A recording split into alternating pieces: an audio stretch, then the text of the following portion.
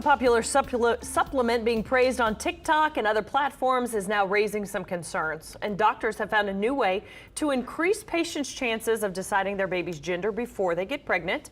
Joining us to talk about all this is WWL-TV medical correspondent Dr. Corey Hebert. Thank you for being with us. Absolutely. Before we get to those two topics, new reports show autism impacts more children now. Yeah, you know, this was something that made me really look up this morning and just say, you know, we got to look at the origins of this, and we really don't know what they are. The data now shows that in 2018 it was 1 in 49 children. Now in 2020, that's the latest data, it's 1 in 36 children. Wow. The thing that changed is that now the children are mostly non-white. The amount of children that had autism, mostly they were white, and now that number has decreased, while black children still are more likely to have a co-occurring intellectual disability. They had also more girls now and more African American kids, and that's why, you know, in places like New Orleans, where, you know, there's a lot of people that are below the poverty line, we really have to have some infrastructure in place to handle this.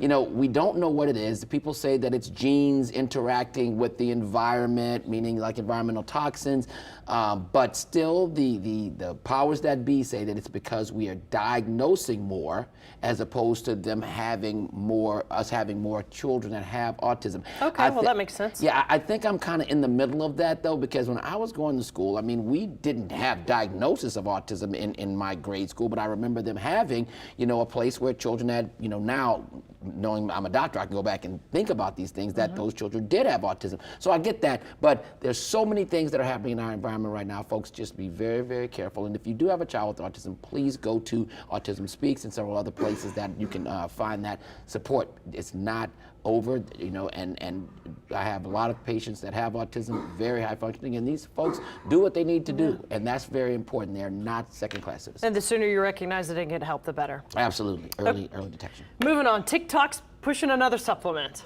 Oh, well, the TikTok docs are here. TikTok is killing more people than anything. Oh, no. I got a real problem. Ashwagandha. Ashwagandha, people have heard of ashwagandha. People use it as an herbal supplement. They use it so that they can relax and try to decrease blood pressure, all this kind of stuff. But the issue is, you know, this is causing some side effects that people don't realize, because no matter what supplement you take, none of that is covered and approved by the FDA. And so these bad symptoms are dizziness, increased sleep, which is not necessarily a bad thing unless you need to get up. Obviously, nausea, vomiting, liver, thyroid issues. This can be bad when people overdo things. And so is ashwagandha bad in and of itself? Not necessarily, but when you have, you know, you say, okay, well, if a little bit helps me a little bit, then if I take a lot, it helps me a lot. That's not the way we need to think about these things. We need to think about them a little bit different. Please don't overdo it with any of these supplements, because you never know where they come from, no matter how many certifications they say that they have, even if they're organic. All right, moving on to a new technique to decide a baby's gender. Okay. I feel like you need to talk to your priest before you do this. Yeah, right. Well, Cornell Well Medical Center, they have this new way to separate the sperm from the X and the Y, and it's 80% effective, folks. So wow. If you want to decide what kind of baby you want to have, boy or girl, you can do this. Now, they have some of these things that are actually almost 100%, but they have a little bit more of a risk, meaning it's kind of post-implantation kind of manipulation. But this is the issue. The AMA is against this unless it is for a specific disease, because some diseases are X-linked and sex-linked, which means if you know you have this and you have a boy, that boy is more apt to have this disease. So that makes sense to some people, so they don't have a child with disease. Okay. However, that's not what people are using this for, and we all know it. We know we want to have our, you know, our cake and eat it too, you know, and we want to be able to pick the sex of our children, and that can be a very serious moral dilemma, an ethical dilemma, and so you know, it's hard to say. How does this work, though?